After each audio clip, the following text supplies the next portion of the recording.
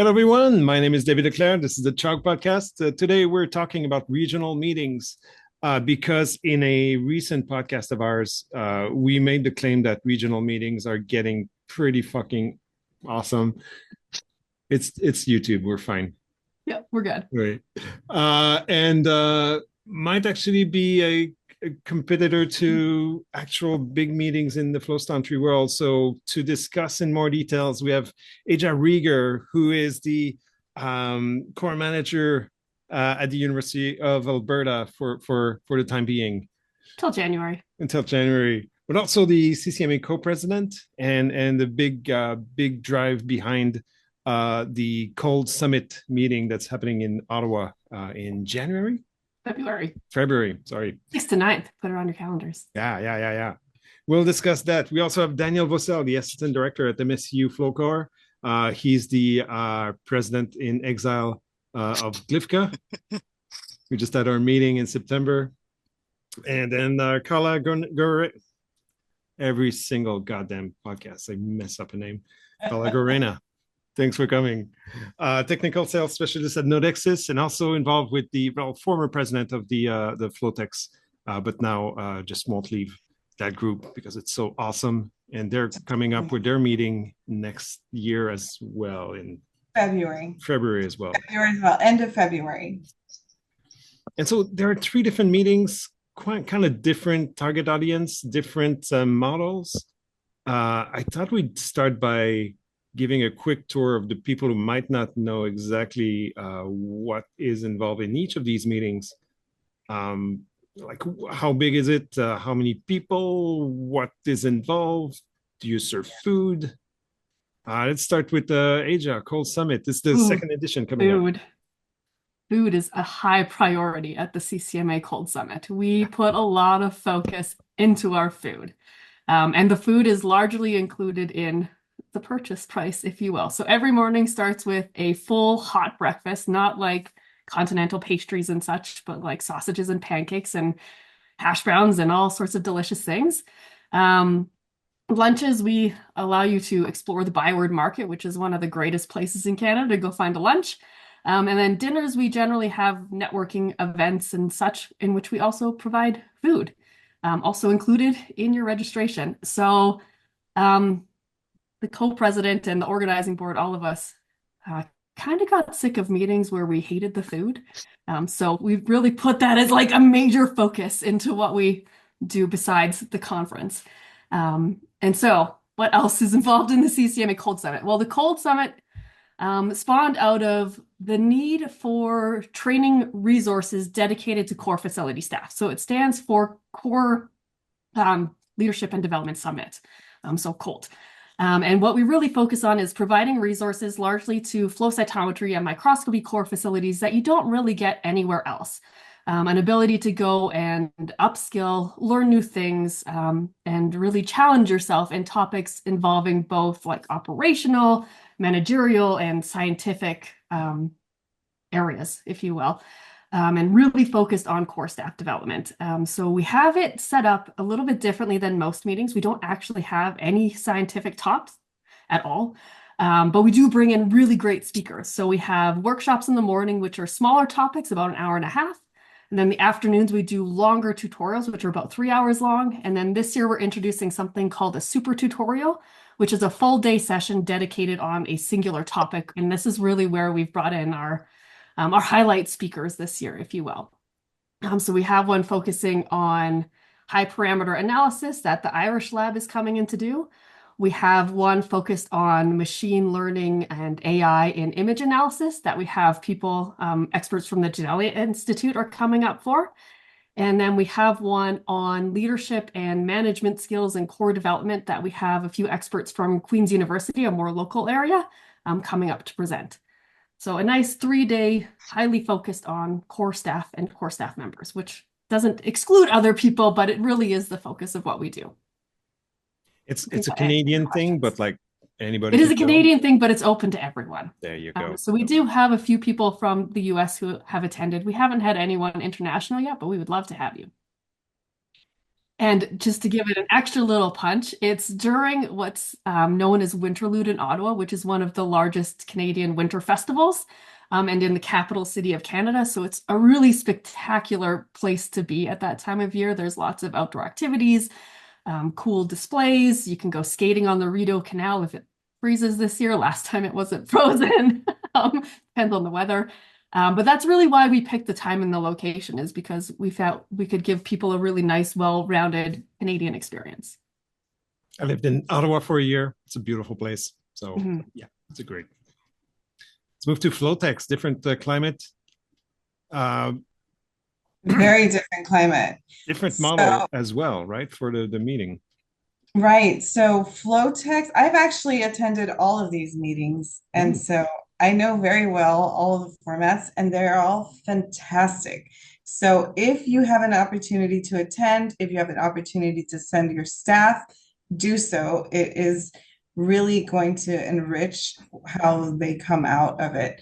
FlowTex is a flow cytometry user group meeting that is really servicing educational needs and networking for flow cytometry users and core staff in the Texas and surrounding areas. So now we've actually had some Louisiana folks join even the committee. We're very excited about that. We're always excited about new blood. So if anyone is interested in joining FlowTex organizing committee, reach out. We love to bring new people in, and we always need the help, right? But we do provide food. So as Aja mentioned, food's a really high priority for us. So we spend a lot of the planning on how was the food? How much did we love it? How much did we hate it? We change every other year or so, depending on what the quality was. We do kolaches, it's kind of local to Texas. We do breakfast tacos. So we always provide breakfast and lunch in the registration. And we also have a mix of speaker dinners, committee dinners throughout. Hello. Look, Aja's family is right. Sorry, it's always exciting here. Yeah, but we host different events throughout the year. We'll host different tech talks. We will get new technologies, vendors with new technologies come on and present to the committee. So we're abreast of what's happening in the community. And annually, we host our meeting. So our meeting this year will be in February. We sometimes oscillate between February and March. There's a lot that goes into deciding those dates, which I'm sure we'll get to throughout the podcast. But this year it will be end of February. I believe it's going to be the 25th through the 27th. So we'll be hosting a 3-day event this year. Nice. 3-day events. Like it's been, the FlowTex has been there for many, many years. Like it's been 2 days most of the time, and this year is 3 years. Is that, am I getting that pretty much? Right. So in the beginning, we did 3 days. Sometimes we would do like 2.5 days. And in the beginning, the half day at the end was more toward core staff, like continued education, kind of. We had people come in and provide training when the cytometry certification was happening. So we are always trying to make sure that we're filling gaps in the flow cytometry core knowledge and the needs. And we'll add that 3rd day depending on how much content we feel the community needs that year. Some years we don't do the educational day. We always have a format where we have a half-day clinical that we start with. We have a very big clinical community. This is hosted in Houston, so the medical center capital of the world. We're really privileged to have all of these users all in that area. We don't charge a registration fee, and we provide food. So we have really great turnouts. The registration has grown really dramatically over the past years. And so now we generally have anywhere from 250-ish to 300 registrants. And then we'll usually get about 70% of those come in.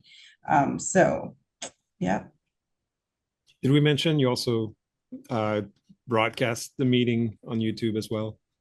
We do. So after the pandemic, 2020, we had our meeting right before the shutdown. But then in 2021, we started our virtual meeting. So we held a virtual meeting, and we actually had a really big increase in global attendees. And I think that was due in part to a science webinar that we hosted with Andrea Cosarisa presenting for us their findings on the preliminary, discussions around how they would triage different COVID patients. And so that was a webinar that we were actually able to co-host with science that had, I think, 6,000 registrants. And it was really a record-breaking webinar for science. And that was able to be done because we had a collaboration with BD at the time.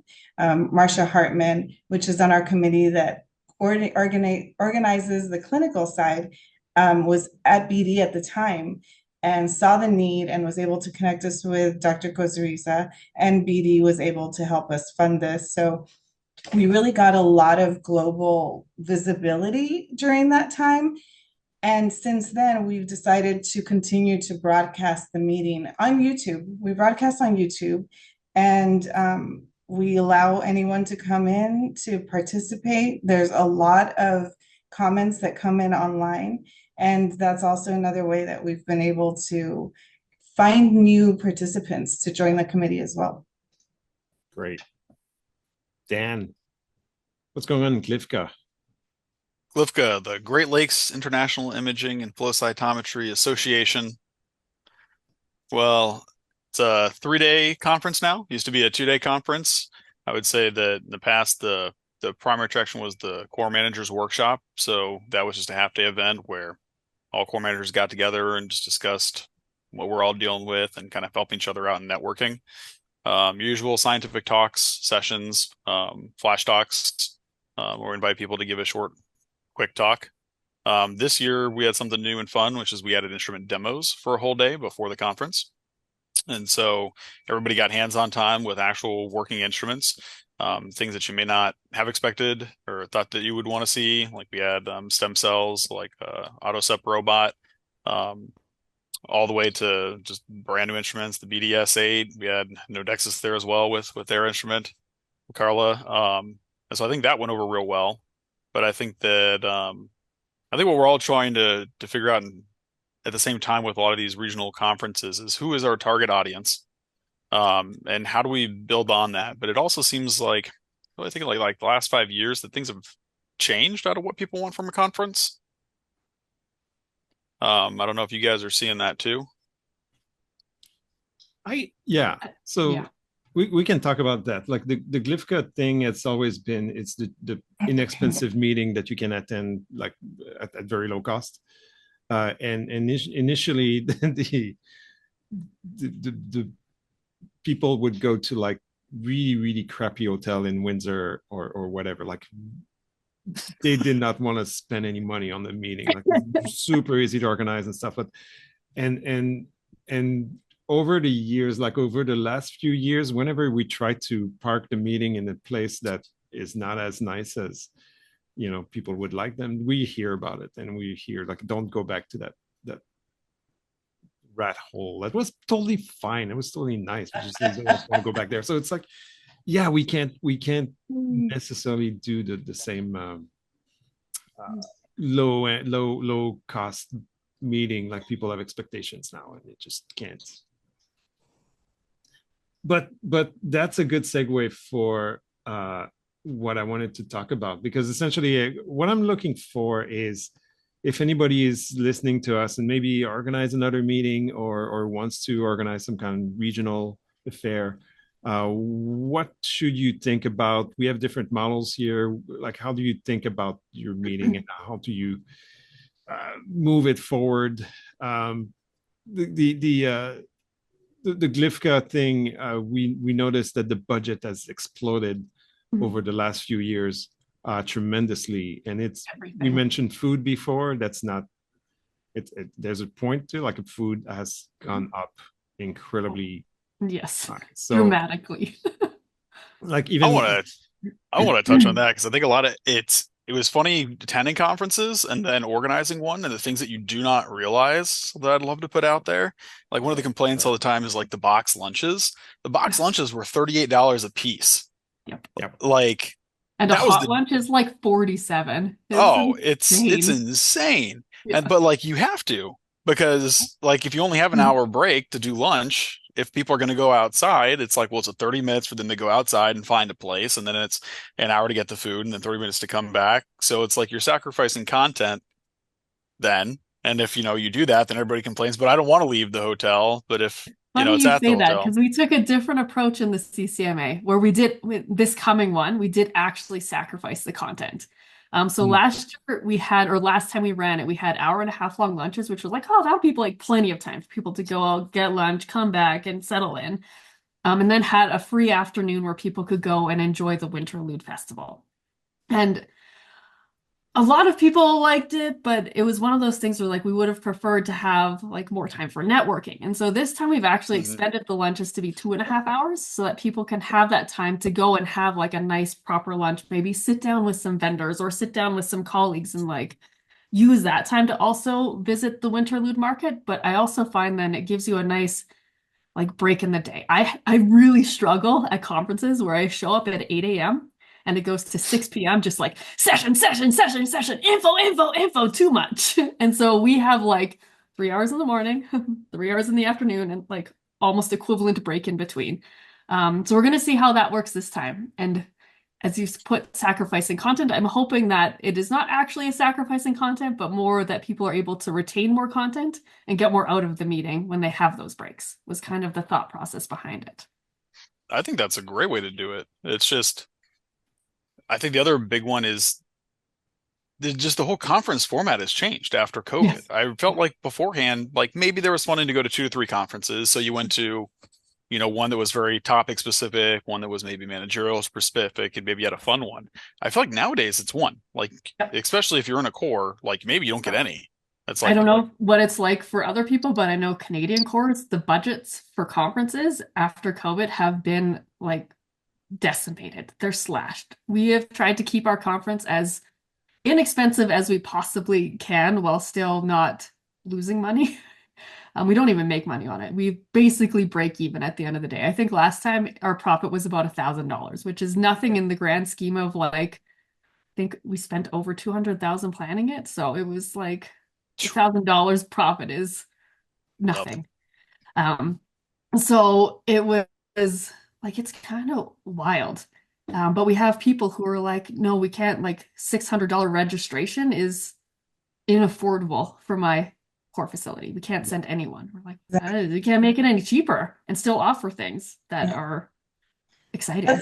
That's a big advantage that FlowTex does have. We don't have a registration fee. We don't charge anything at all. And that's partly based in how we started out. We started out hosting the meeting at MD Anderson. And being hosted by an academic facility, we weren't able to, first, we can't operate to have a profit. So we're operating as flat a budget as possible. Sometimes we have some money at the end of the conference, and with that money, we will have extra talks. We might be able to host some extra small meetings or something like that. But essentially, as an attendee, most of our attendee, I would say almost all of our attendees are local to the Houston community. And again, because of where it's located, originally at MD Anderson, now it's just around the corner at UT Health, but still right in the center of the medical center there. I mean, our attendees are really, really high. Again, we provide food, which really draws them in. And we try to really keep a pulse on what is happening in the community, what new technology is coming out, how researchers are using it, any new publications that are being presented that are using Flow. We're trying to present this content and let people know what's possible, and also try to drive as much education as we can for the people in the community that need that education as well. we're able to use the food to kind of encourage networking with vendors. So we always have this model where we're trying to position where people go and get their food, where people are having the coffee breaks, kind of dispersed around as much as we can around the vendors. So you're kind of forced to interact with vendors as you're waiting to get coffee. You might be in front of a table, or as you're having lunch. We have lunch that's provided on site as well. And we are hoping that during that time, the vendors and the attendees will be able to sit together and have discussions and bring up topics that they need to, cover during that time. Yeah, we have a similar setup at the CCMA, where we didn't want a classic vendor hall with like tables and brochures. So last time we started what we called the demonstration hall. And so we really wanted the vendors to bring interactive activities. They didn't necessarily need to bring an instrument. A lot of them did, but the ones who didn't had like actual things that the attendees could interact with, right? And I actually think that's something that a lot of meetings overlook is the value that the vendors bring in terms of education. So at the Cold Summit, we really make a push to include the vendors not only in the demo hall, but also on all the panels and in the workshops, and really like try create those connections, because you can't run a core facility without good vendor connections, and vendors need good connections with the core facilities. So same thing, we have the food in the demo hall, and it became kind of like the hub for the meeting where everyone hung out. Anytime there was a break, everyone was like in there checking out instruments, talking with vendors. I find that to be food brings people together, right? I wanted to talk about that later, but let's jump in. But before we do that, Karla, can you let me know your venue is the medical center, right? So you don't have a caterer assigned to. You can choose your food from wherever. Right. Yeah. We don't have to use a specific caterer. We're able to bring in any kind of catering that suits us. We've had to increase our prices because originally prices for vendors. Originally, when we started being at Onstead, we had the luxury of being able to have a free venue, which was massive for us. Of course, we still had to pay AV fees and whatnot, but having a lot of conflicting dates. And this is another part of when do we have the meeting? How do we choose those dates? Being in Houston, there's always so much going on. So we have to know what other conferences are happening. There's been times where we overlooked it and we might have started planning a meeting that overlapped with the rodeo. The rodeo in Texas is huge. And we realized that there were no hotel rooms, or the hotel rooms were just way too expensive, because that's something that FlowTex pays for their speakers to come in, right? So if we're inviting speakers, we're going to be covering the costs to travel.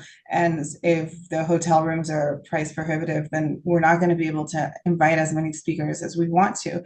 That being said, we do invite local speakers as well, but we always start with our wish list, right? Like if we could have exactly who we wanted to come and speak for us, who would that be? For a lot of years in the beginning, we struggled. We had people that we weren't very known. So we had a lot of people that weren't able to come. They were just not answering our calls. They were really busy. It just never worked out for them. But I think that as the organizing committee became more and more involved in the cytometry committee, involved in ISAC and other committees around the world, then we were able to kind of use those connections, those networking connections that we were building as committee members, to get speakers to be like, oh, like, I know who you are now. Like, I've heard of you. Okay, fine. I'll go and speak for you. And they would come and talk for us. And they're like, this is amazing. You guys are doing such a great job. Like, the content that you're providing is almost like if you're going to CYTO. And we were so proud of ourselves for that, right? Because that's what we want to provide that community in Texas. A lot of these researchers, a lot of these users aren't necessarily cytometry-based researchers. They're using cytometry in their research, but they're not going to CYTO. They're not doing any cytometry conferences. So we're trying to bring to them as much as what we know that's happening in the cytometry community that year. Yeah. And a lot of that comes from vendors. And again, so let's jump into this. Cold Summit is using vendors much better than other conference I've seen. You think so? I think so. I've whenever we think about using like vendors will pay the lion's share of the organization of your meeting. Yep. And typically they'll get a booth somewhere and they'll get like a 5 or 10 minutes talk at some point. And that's about it. Want to add to that too. I don't think attendees realize how much is actually subsidized by the vendors. Yeah. Like when we set our CCMA prices, it's basically the cost to feed you. Yeah. Like that's it. That's what you are paying. You're essentially paying for your food. The vendors are covering like all the location. They're covering the costs to bring in all the speakers. And we also pay for flights and hotels and all of that for our speakers too. And like these meetings only happen because of the vendors. And it makes me sad when at some meetings they kind of just get like stuck behind a table where it's like, thanks for your money. See you later. Good luck out there. That's one thing that we really consciously tried to think about a different way of doing it when we created the Cold Summit, because this is only the second time the Cold Summit's run, I will say. The CCMA has had previous meetings that were very similar in structure to like GLIIFCA and FlowTex with scientific talks and a core management training day and et cetera, et cetera. And so when we started the Cold Summit, we wanted to do something different. And that came down also with how we were incorporating the vendors, which was started with the demonstration hall, but also with a really conscious effort to make them not feel stuck behind a table, to make sure they felt welcome in all the sessions, to include them as speakers in a lot of the sessions and as panelists. And it worked really well. I know, Karla, you were there, so if you want to give your feedback, you can. But in our vendor feedback form, a lot of the vendors stated it was like the best interactions they'd had with customers at a meeting, and they got the most, I don't know what you guys call it, the most leads, essentially, like more leads from our small 120-person conference than they'd get from a big conference like CYTO. So that's kind of something we really try to like. It's all community, right? I perfected the art of like satelliting around the tables of the vendors at meetings. Like it's having the instrument right there. It's like much easier to like get involved, ask questions. Yeah. And I also find personally, I love big meetings like CYTO. This isn't to like rag on it at all, but you kind of get lost in a crowd. Like you're one of 1,000 faces that vendor saw that day, and they don't know you from Joe. It's like you're just another person in the crowd. Whereas I find at these regional meetings, you actually get like a much more productive relationship getting built. And I think that's a really important function of them as well. I think there's so many things like I want to jump on and touch on because it's just all changing. It's for an organization like GLIIFCA that's been around for 30 plus years. It's hard when I see the format changing to then initiate a lot of those changes, where in some regards it's like we just need to start from scratch, because there's real difference in the way I think that vendors are treated at different conferences, and I think that there are some generational divides there too on those perspectives. I think what people want out of a conference though is different. I think that what I love with what FlowTex and what especially what you guys are doing with the Cold Summit and a lot of other ones is trying to meet and change that dynamic. And if you talk about it like with really what CYTO focuses on, where it's so much of the scientific talks, I feel like, and I feel more what people want nowadays is the workshops, is that personal connection, is those opportunities, which I feel like is hard because you don't really get that at CYTO. No, it's tough. It's really tough. And then a lot of times I think that there's so many more small cores, like not the large cores that you can really lean on, but so many of these small one-person cores, which is like, I just need to know who's in my backyard that can help out with these things. But I think that that's the real draw for the small regional conferences. Yeah. Which also then goes back to the cost of the registration price, which we really debated a lot at GLIIFCA.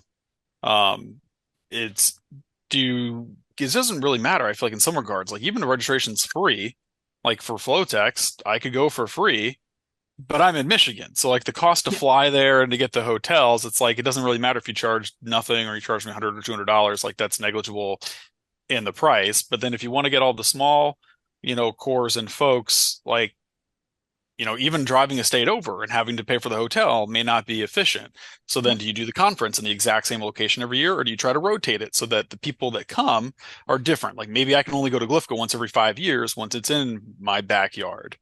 But then that's also the benefit of, can you get the networking and the benefits virtually? Like where FlowTex is switching that over, where you get better content and better engagement. It almost makes me feel like we all have such nice little things, like let's just scrap it and build a conference up from the very beginning and take the best parts. But like you guys executed that like perfectly. And there's so many things there. Like I'd love to go to the Cold Summit, but unless it's like, I can get the way paid for as a speaker, it's so hard. And I've tried asking my wife, like, we could all just get in the car and go and show up. Like, Asia wouldn't turn us away, but like, that's hard. It's so hard just to even to get up there if you have those good things, but there's so much that we can learn from those models. That's another one I'd like to just put out there, because if somebody's watching this trying to gauge like how they're going to run the conference, like what our major costs are and how, I'd love to learn from you how we cut those things down. The other one too is we do ours at a hotel every year because it has the space. But what folks I think don't realize is that in their room blocks, and the importance of the room blocks is that that's set out in the contract, where they don't really charge us for the spaces, but we're charged for like food and beverage or something. So like in the last contract, it was you either have to sign a contract that you're going to spend at least 15,000, 30,000, or 45,000 on food and beverage. And if you spend the 15,000, the cost of the rooms are this much. And if you go all the way to the 45,000, the cost of the rooms come down. And so you're constantly battling like, well, I can make the rooms cheaper for people, or I can make them more expensive, and it's cheaper for us as the conference. But then that's the thing with the room blocks that we ran into. We talk about the hotel availability. We'd first signed the contract. It was for like, Friday and Saturday. We did these demos and we're like, great, let's add on Thursday to the room blocks. Like, nope, the hotels are sold out then. And so people are like, well, if I can't be there for all 3 days, like I'm not going to go. And if you don't fill all those room blocks, then you get charged even more. So not like I'm on the hook for the food and beverage. Right? Then GLIIFCA is on, has to pay for all these rooms that weren't used. So there's so much in that just seems so archaic and silly. That's like, how do we really just make this easy for people to come and network and to engage? It's difficult. Hotel rooms, man.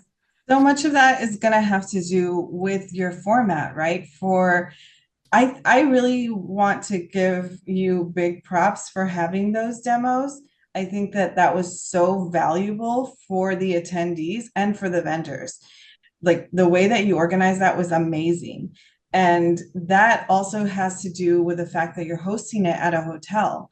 With FlowTex being hosted at an academic institution, we have to abide by like the Sunshine Act and like regulations. We can't have we can't even do vendor specific talks.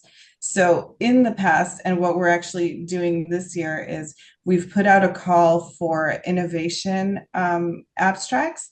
And we're asking vendors that have come up with brand new technology to submit an abstract to present, to have an opportunity to present at FlowTex, so that we're able to say, okay, this is new tech that's coming out, and we want to keep our community abreast of that tech, especially if it's a brand new company that is really young, right? They're not able to pay the sticker price for being a vendor at the show. But it would really benefit the community to know what they've put out and what's available. So if there's any vendors out there that have come out with something really innovative and brand new, like reach out. We're taking these applications right now. We'll be making decisions in the next couple of months. But we are limited to how we can have vendors speak at our conference. And initially, we used to allow vendors to bring in instruments if they wanted to. But being hosted at MD Anderson, the MD Anderson loading dock started saying like, what is going on? Like all of a sudden this week, we're just having all of these instruments delivered in these big, huge crates, right, that are coming in. And they were calling Karen Dwyer. They were like, hey, like, I don't know what's going on with this. So after a few years of that, MD Anderson was like, we are not receiving these shipments. Like we don't have, again, all of us that are organizing these meetings are volunteers, right? We're volunteering our time. It's not like we have dedicated time out of our schedules to give to organizing these meetings. So imagine just having Karen now all of a sudden take on a full-time job of receiving all of the instruments. So that became a no-go for us. And we realized that if we wanted to keep our venue, that is an amazing venue, we weren't going to be able to let vendors bring in instruments. So we wanted to just kind of even the playing field, because at that time we had vendors that had really small instruments that were able to carry them in, be like, well, I don't need to ship it, so I can bring it. And then the vendors with the big boxes were like, why is there an instrument here? I thought we couldn't bring instruments. We're like, no, you can't ship instruments. So then we realized, okay, that's just not going to be fair. Nobody can bring instruments now, right? Whatever you can carry in, if you want to bring in a shell to display size or something, you can do that. You can have computer screens, you can play videos, you can display software. But these are the limitations that we start running into. But again, dictated by our venue. And really, we try to do as much as we can to encourage the attendees to mingle with the vendors. We do a vendor raffle where we have a raffle card. And if you go and talk to all the vendors and they stamp your card, we put you in for a raffle, and we have vendors donate the raffle prizes. So we've had software licenses raffled off, gift cards, different, things that we can encourage the attendees, like go around and talk to our vendors. Again, all of the food time is centered around networking with the vendors in the beginning when our costs were a lot lower, because we are very focused on food and we like our cocktails.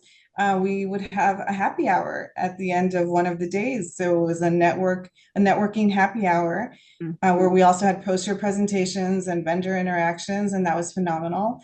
Once that cost started getting a little high, because maybe we drink a lot, I'm not sure, but the numbers say we do. We realized that we had to veer away from the alcohol, unfortunately. And so we started doing like an ice cream kind of happy hour, but again, tailored around the vendors and talking to the vendors. And we're always encouraging the attendees to go and have those interactions, because we wouldn't be able to do this without them. It's the only reason that we're able to do this. There are missed opportunities to involve the vendors a little bit more. I have a full podcast where on spectral flow, where we basically looked at the sales pitch from Sony and went over point by point everything we didn't understand that kind of clashed with our basic training in flowstometry. And that was, and so I'm pretty sure we could get them involved in a way that's more than just like sit there and answer my questions about your machines. Like they have a bunch of information that we actually need to know for day-to-day jobs and core facilities and whatnot. So that's why I like we do a roundtable at GLIIFCA every year that's like broken down into topics, and I feel like those are all very well received. Like it's what you guys are doing right at the Cold Summit with the workshops and stuff.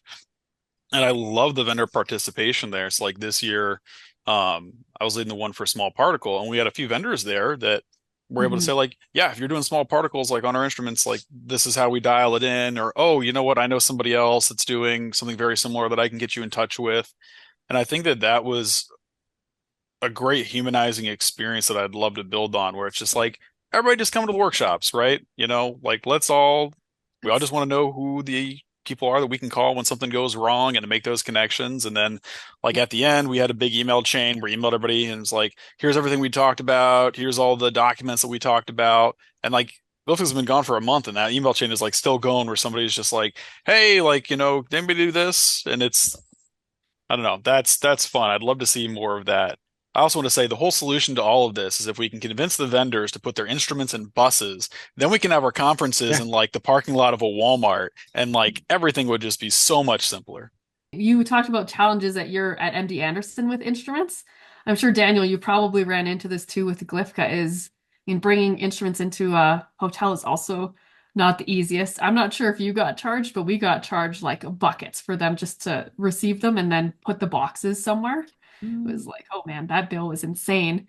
But then you have the issue of like, you can't run biologicals, so then you have to like rethink of that and think of that ahead of time to ensure vendors have a solution on site so that they can actually demonstrate what their instruments can do, right? And yeah, it's We saw that as like an opportunity though. So then we reached out to all the reagent vendors and like BioLegend and Spherotech were we like, did too. Yeah. yeah, here's all the beads, like here's lyophilized stuff. And then, Yeah. we just didn't tell the hotel that we were running lyophilized stuff, but I We didn't had ask. Slingshot sponsor last time, so we ran their articles. It worked well. Yeah. But that is a good question. Did you have to pay a lot? Was there an extra fee associated with coordinating all of those shipments? I do want to say that the the group that was coordinating that at GLIIFCA this year for the hotel was a, a great group. They were just extremely accommodating. They were very responsive, so polite. They actually got me into the room like 3 hours earlier. I just went and I talked to them and I said, hey, any chance it's available earlier? I'm a few floors up, so I'll run down when it's ready. And I got a phone call. And I forgot the guy's name, but he Hugh was Moore. Hugh Moore deserves so much credit at the Cincinnati Marriott. yes. Yeah, no, like again, normally get charged for all that beyond like a room for everybody to store stuff in. The demo spaces, all he charged us was like the room rate. And so Mhm. I think that was like $4,000. So we're like, great, we can put 4 people in there. We cut that price in four. And so that's the price was $1,000 per vendor to do the demo just to cover that extra day for the rooms. But Aisha, you mean like the cost of actually receiving the instrument, Yeah. moving it? Like, I don't think we were charged for that. We were charged for it after the fact. Oh, It okay. wasn't in the original package. Again, Yeah. they knew the instruments were coming, but didn't realize what that actually entailed. Man. They also didn't really know what we were. They thought we were a group of dentists. So there was some miscommunication. The hotel staff was amazing. They did an amazing job, but they had no idea who we were or what we were doing. And so had no idea when these giant boxes started coming. They're like, why do dentists need all this stuff? And we're like, no, not dentists. But thankfully, one of our board members lives right by the hotel. So she was there to help out. And it was, once the communication was smoothed over, it was just a small extra fee to pay. But it makes it complicated. Who watches over those? Apparently, Yeah. one of the years of GLIIFCA, like way in the past, like somebody stole an instrument off a loading dock. Mhm.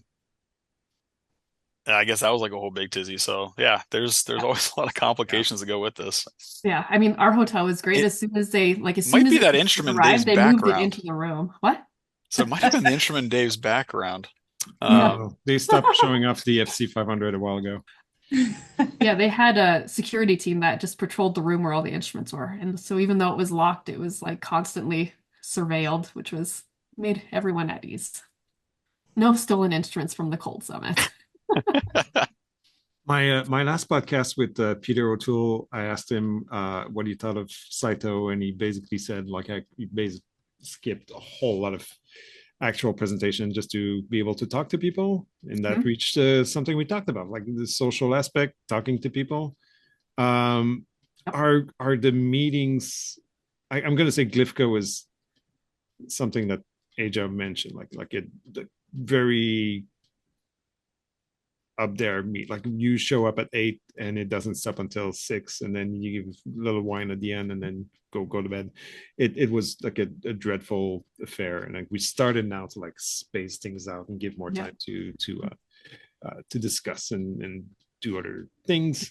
There's so much stuff you want to get into a meeting. I know. Right? Are we trying too much when there? You want to like when you plan your meeting? Are we trying to stick too much in there where it's actually not fun anymore? It's just like, in my opinion, yes. That's why we've changed ours. But that's just because I personally can't focus for that long in a day. And neither can Vera and neither can Kat, and we're the people organizing it, so we changed it. Yeah. But if like you're only going to one meeting now, I feel like this was always tried to fit in like on a weekend, because to get people there, it had to be convenient. Yeah. But now, like, yeah, if GLIIFCA is the only meeting I'm going to, like, why not make it 5 days instead of over a weekend? And then there's just more opportunities for networking and roundtables. Do you go longer and space the content out, or do you cut content and keep it a short conference? Yeah, I guess I never really said that. We're 4 days now. You're 4 days. Mm-hmm. I do think it's unfortunate to over the weekends. I think FlowTex has been able to do always weekdays. So we always do a Tuesday, Wednesday, Thursday, or we do a Wednesday, Thursday, or Tuesday, Wednesday. We're always in the week. But there's tons of conferences that just have to go over the weekend. I know if you're core staff and you don't have that many days where you can leave the core, some people don't close the core at all. Yeah, that'll be difficult to do 3 weekdays, but if it's necessary, it's necessary. If not, if we can start working our way out of being at conferences during the weekend, that would be phenomenal. I imagine for you guys too as a vendor, I mean, you're not going because it's fun. It's like this is a job. You want your weekends, and like to have to sign off to not having a single weekend for several months, probably not great. Maybe I'm a flow nerd, and honestly, I just love the community. This is something that you and I talked about at GLIIFCA. You know, for me, when I found FlowTex and when I started attending, FlowTex to me was just a big savior. I really took so much from having that networking that I had with the other core staff in the region and exchanging information and becoming friends ultimately, and being able to have a text group where I would take a picture of something that I was sorting and send it to the group and say, hey, this is this type of sample, this is how it was processed, this is the instrument I'm on. Does something look awry here? You know, back then when I started with FlowTex, we were all really disconnected. We're so much more connected now, but we were so disconnected, and we essentially all got our training from the person that was running the core before us, right? There was very little official training that was available. And so our connection enabled us to kind of form stronger SOPs and understand whether we were doing things in the best way possible, and kind of tighten up how the core was operating and implementing best practices and kind of pushing that on our users, because now we could actually say, like, this is something that is being used at all of these other cores. Like, this is not just me mandating that you're bringing me controls. Like, everybody, this is a universal standard practice. So things are different now than when I started with FlowTex, but the community honestly is something for me that if I could go to all of these meetings and I could just hang out with all of you guys all the time, any chance I get, I'll sacrifice a weekend for it. But it would be great if it could be during the weekdays. Yeah. Yeah. Go ahead. Oh, that's all I was gonna say. It would. Yeah. Yeah. But we've run into difficulties here with like changes in HR policy. So like technical staff, when you have these like 12-hour days, should technically be getting overtime, or when they have weekends, they should be getting days in lieu. And then it becomes like, as a core manager, it becomes more challenging then for me to send people. That's interesting. Long days and over weekends. That's interesting to consider. Because they are work days, right? Yeah. And your technical staff is 8-hour days, or it's overtime, or I guess it's seven here. 7 with an unpaid hour for lunch. That never crossed the mind of anybody yet.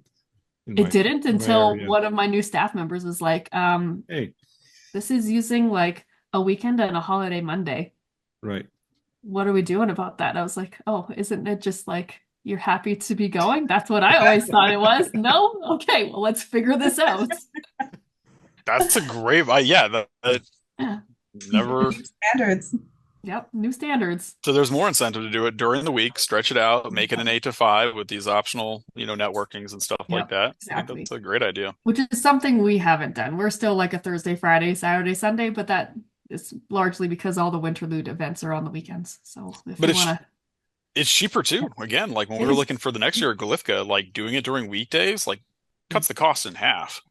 Yep. Weekends are expensive. Yeah.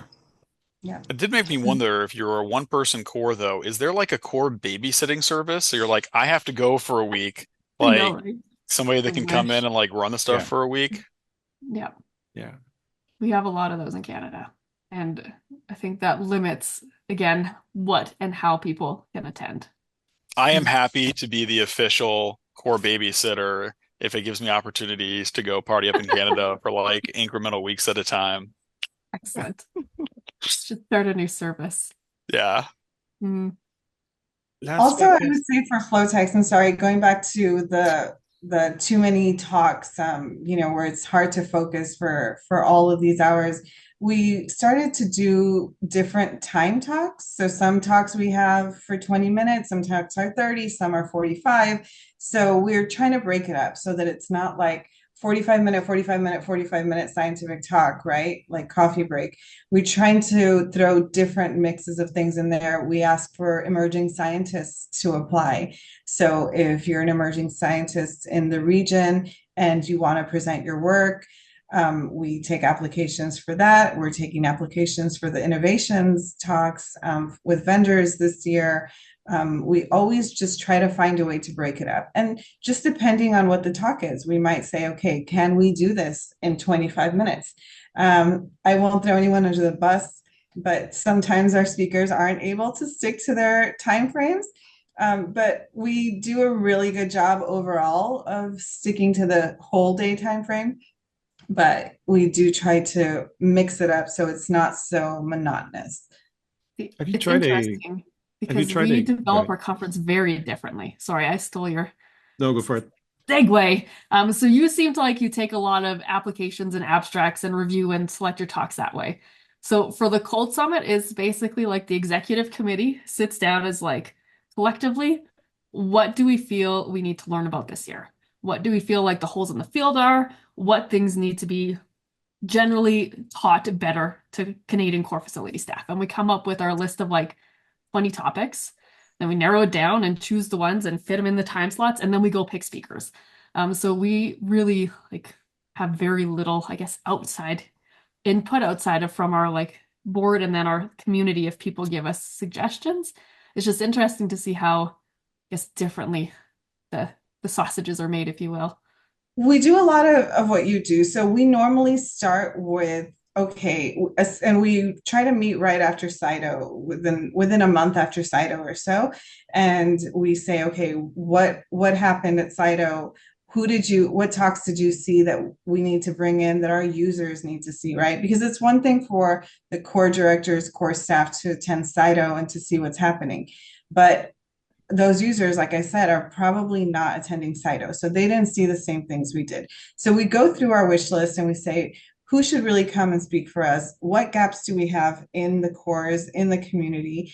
And then we do these other smaller timeframes, the emerging scientists, we do the innovations. Those are more like, we want to make sure to involve the community and give them a chance. It will depend on our final schedule. I mean, if our wish list comes through and everyone that we thought if they would come, that would be amazing. If they all say yes, we will figure out a way, right? Like we'll populate them, and we might not have emerging scientists that year. We might not have an innovations talk, and we haven't had an innovations talk in maybe 4 or 5 years. I don't remember. But if we start to see that we're filling those gaps and we're able to take emerging scientists, that for many years we did poster sessions where we would have lots of people come in and present posters. And then we just realized sometimes we just don't have the bandwidth to go through and judge all of the posters and really give that kind of attention. But we use that more to enforce networking, right? Networking with attendees that were presenting, networking with vendors while the poster sessions were happening. So we do fill out the main part of the conference in that way. And then we fill in depending on what we can accommodate that year. And so that's also why it changes from 2 days to 3 days, depending on those needs of the community and on our wish list acceptance. We'll realize, we're going to have to go to 3 days. Do we feel that we're overworking Kelly Lunson in any way? Yeah. Well, she I mean, so she much, needs though. to be everywhere. There's only one. She's in every conference, and it's always she always has something new to say, and I'm always like on the edge of my seat. I love hearing Kelly talk. Yeah, Good. Yeah, everybody does. I don't think that we're gonna agree with you there, David. Okay, I'm just looking for what's best for. Are Kelly. we overworking her? Yes, but like selfishly so. We keep saying yes, so we keep taking her. Yeah, Exactly. I asked Peter O'Toole last podcast. I was like, does he think that there's a competition between CYTO and the other meetings? I kind of see CYTO as this gigantic vacuum that picks up every single attendee. Like if you don't know anything about FlowTex, you're going to go to CYTO and pretty much ignore the regional meetings. And I think that's probably a mistake. I think Dan mentioned some points why that is, because it builds a community of people that are in your background and in your backyard that can. But I don't know if it's just me. Peter thought we're all collaborating, and I'm like, So no, CYTO is hard as a new attendee. Like this is my first CYTO this year. And I was really like I wouldn't have been really able to go, right? I come from a small core. We don't have that kind of budget, especially when it's international. So it's like we can go when it's within 2 or 3 states of us. So I was lucky that I got to go as part of the emerging leader program, but it was still even then hard, even like I knew quite a few people going in to just being like overwhelmed and you're lost in all of the information overload. And while there's a lot of good things, specifically to focus on the negatives, it's a lot, and a lot of the information was like I can go see this later. Like it's all recorded. Like this is my time to go nerd out with Aja on like imaging cytometry. So like I'm gonna go do that for whatever session that she wants to blow off to go and talk with her. That seemed like that's what a lot of people wanted. Was just to make those connections and to talk. And I don't think that conferences like are about the scientific talks anymore. I think that's a real generational divide that it's been hard for us to cut those out of GLIIFCA because a lot of people feel very strongly that we need them. But I think that, again, it's the generational divide that a lot of us are just like, I just want a friend. If I could just make a friend, that would be great. Because, again, a lot of us know folks already and forget that the vast majority of these new cytometry users, it's one person in a lab. It was a tech that had a cytometer and decided they needed to be a core, and now they're stuck running a core. And like they don't know what CYTO is or what ISAC or those things are. I was really impressed. We actually had somebody at GLIIFCA this year that came from Alabama. They saw the GLIIFCA post on Reddit and were like, I just got shoved in this position. I need to go meet some other core manager folks, and showed up. And we're like, why are you here from Alabama? Like, that's awesome. But, you know, I think that that's what a lot of people need. And CYTO is hard because I don't feel like it's doing a great job introducing people. If you already know Flow, it's great. If you don't, it's really overwhelming. Yeah. I will say we have tangible evidence that there is definitely competition with meetings like CYTO. So our last Cold Summit was the same year that CYTO was in Montreal. So Montreal and Ottawa are like very close together in terms of Canadian geography. Couple-hour train ride, like easy peasy, right? So we're like, oh, we always get a ton of people from Montreal coming to the Cold Summit because there's a lot of flow cores in Montreal. Like usually, probably I would say about 25% of our registration is from Montreal. We had 4 people. Yeah. Because 6 months later, CYTO was in Montreal. And it's not even that, like, if they could have gone to both, I'm sure they would have, but finances said, we have enough money to send you to one meeting. And when you have enough money to go to one meeting, you go to the flashy, big international one. It's just nature, right? Yeah. I do think that's I personally have gotten way more out of the small regional meetings than I've gotten out of content, like education-wise, out of a meeting like CYTO. The connections you make at CYTO are incredible, but I learn way more at the regional meetings. Exactly. I think it's a mistake to attend CYTO over the regional meetings, but it really depends on what you need. When I started in cytometry, I needed everything. I needed a local group. I needed to go to CYTO. I felt like at that time for me, CYTO was the place where you're going to hear the most innovative science that's happening.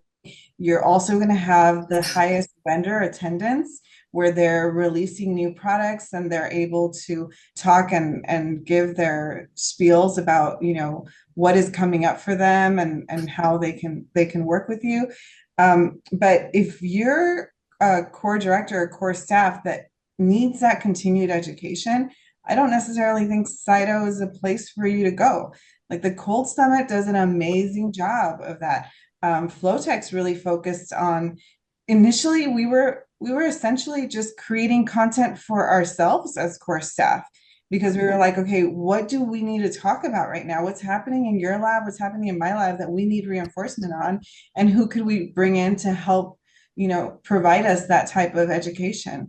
And so now that we've been running for so many years and the core staff has matured and developed, now we're developing that content more with our users in mind, right? Or new core staff.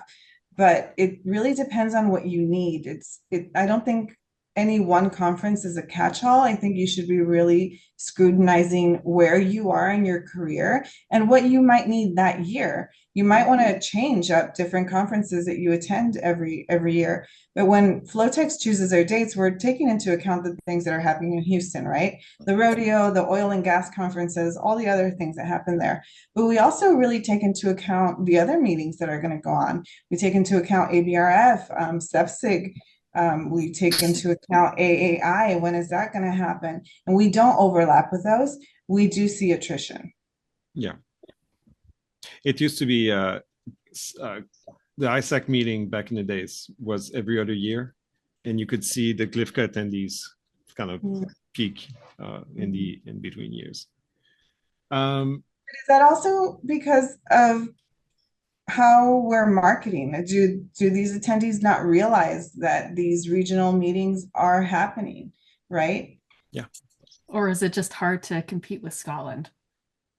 That is difficult. Right? Like Ottawa's great. It's not Scotland. Yeah. Yeah, right. Or Hawaii, or the meetings that like people can choose a meeting anywhere. Why would they choose? I guess the question is, why would they choose you? And at the end of the day, I would like to think it comes down to content, but I think location plays a big part in the decision matrix when you go to one.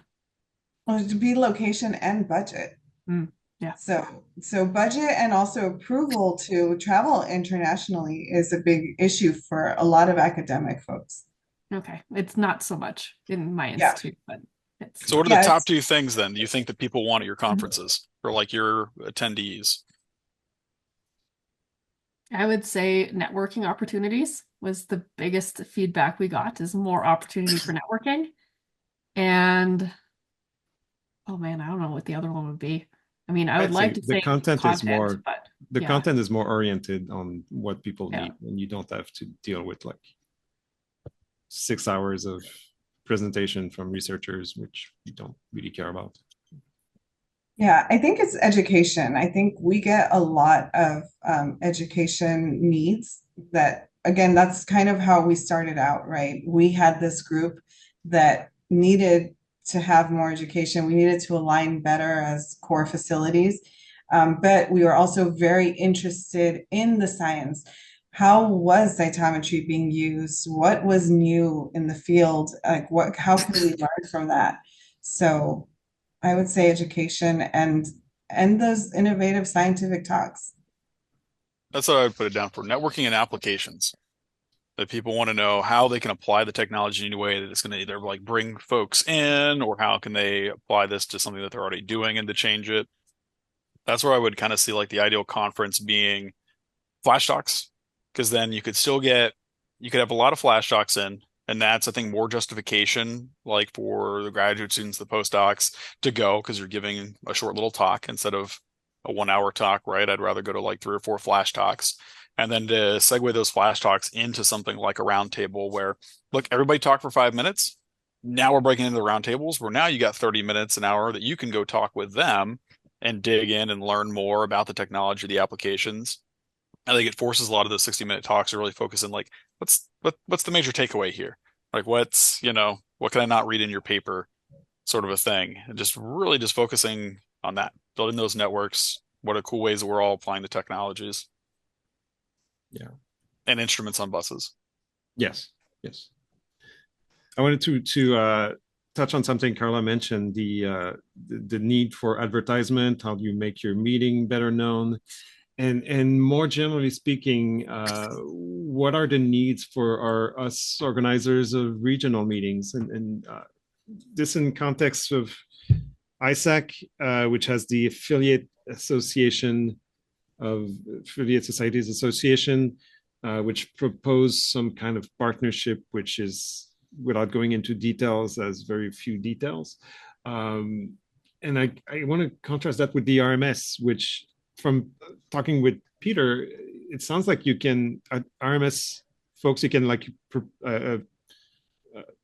make a proposal to the RMS, and they will look at that and provide you some support. Either I'm not sure how that support looks like, but essentially helps you out setting up your meeting. I don't know if they decide to find a venue or something like that. What if you wanted something from ISAC? What would be the thing you would really want them to help you out with?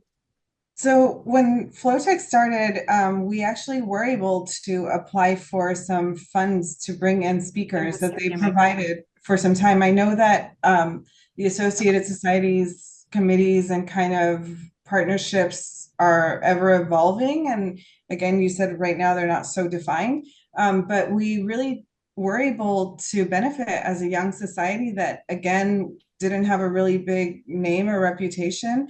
And we were also wanting to bring in these speakers, right? These really influential speakers in the community. But if we were going to be bringing them in and the costs were going to be really high, that award from ISAC really helped us for some time. Now we're a little bit more mature. We're a little bit more stable. We've worked some things out, and we haven't had to rely on that type of award. But I think that it's always great for societies that would be able to provide that kind of financial support, because ultimately financial support is going to be what we need the most. The more financial support we can bring in, the more we can optimize how we're running the meeting and making sure that, you know, we're able to bring in the best speakers that we possibly can. And we are also able to charge the vendors less if that's possible. Yeah, it always comes down to financial support. That's it. Advertising would be nice, but financial support helps us keep things more cost effective for the attendees at the end of the day. I know FlowTex is so lucky they don't need to charge people, but the more money we can bring in, the less we have to charge people to come. And I will say, from a meeting planner, if you know you're going to attend a meeting, don't register at the last possible minute. It's so stressful. Like, if you know you're coming, just register. Like, please. Oh, we're just we sit on pins and needles for months, be like, are we going to get enough people to run? I don't know. So true. Weekly emails to the board. We're only got 10% of our numbers, 10%. Like, and that really trickles in. To play devil's advocate on this, because I've been trying to figure out too, right? Like, where do we take GLIIFCA? How do we change things? What's new out there? A lot of smaller conferences or fields have taken to the concept of doing full virtual. Is that possible? And I would argue that it probably is, that you could have the networking, that you could have small presentations in an entire virtual format that is entirely free nowadays and get almost the exact same thing out. You can still get the networking, you can still meet people in a lot of that regard. And I'm wondering if that's something that's going to take off over the next couple of years. I think it works with FlowTex does it.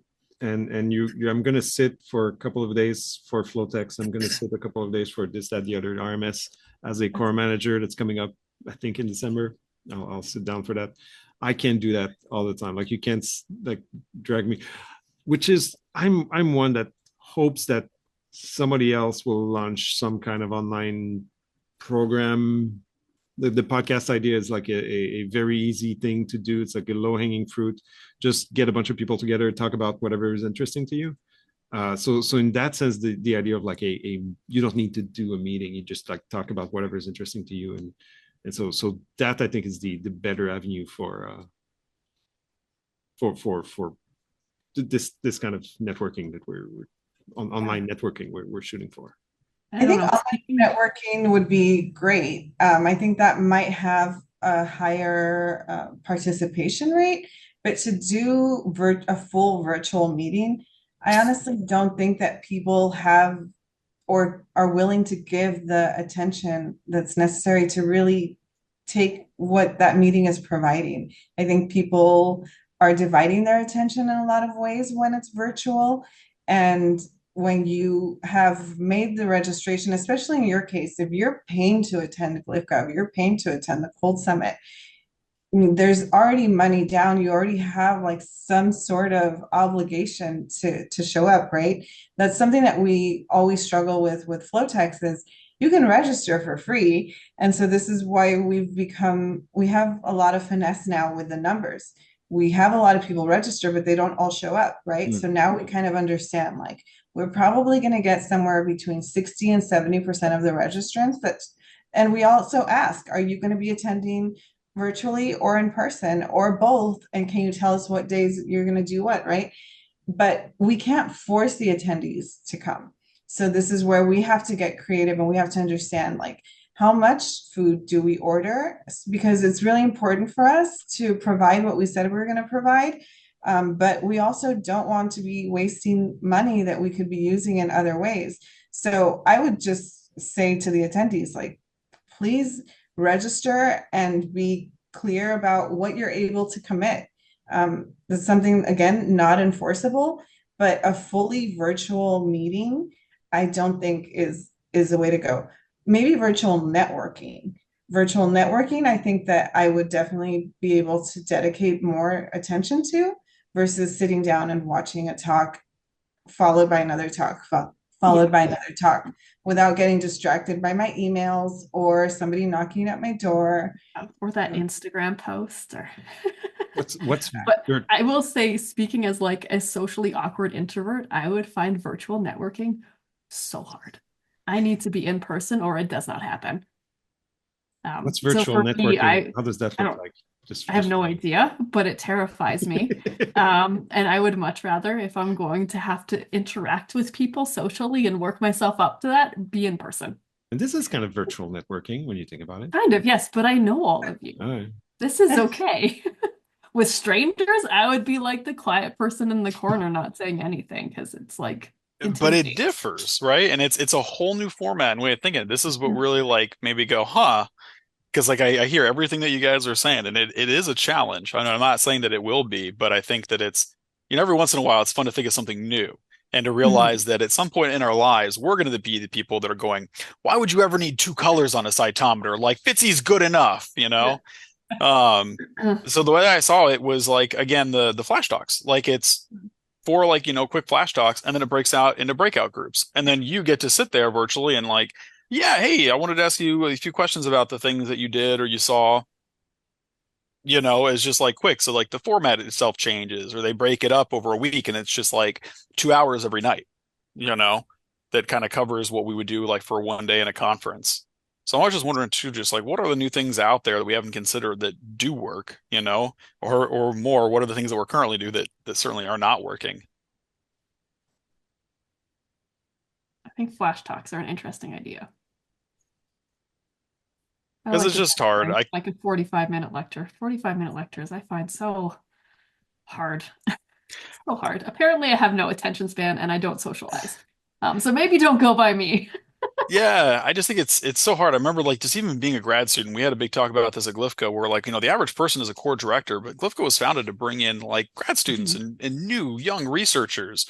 But I mean, again, I remember back in grad school, like I could never go to GLIIFCA. Our core manager, Lewis King, constantly was just like, you got to come, you got to come. And I was like, I get one conference a year. Like it's not going to be GLIIFCA.